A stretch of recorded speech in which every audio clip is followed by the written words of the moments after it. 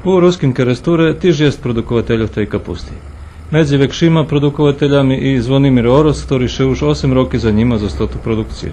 Kada máte tej futoške kapusty? A futoške máme okolo 3 fetali holjta. Tak každý rok sadzíte? A teraz sme poväčšali, po pol holjta som sadzil futoške, a teraz 3 fetali toto, a i tak še mi, že bude malo. Znači vše veci še hljeda futoška kapusta?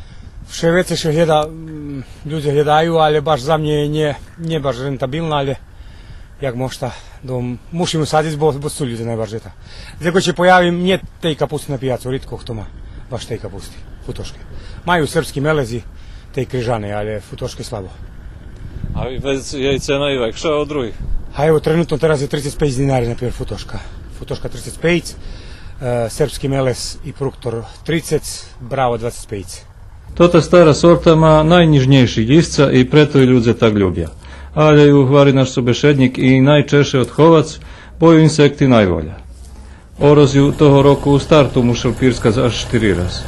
Produkovateľe, ktorí neprimerkovali, zúčeliše so sprepadanjem presady na polju, ta to vjerojatno najvažnejša pričina, že futorskej kapusty toho roku ne bude za všetkých.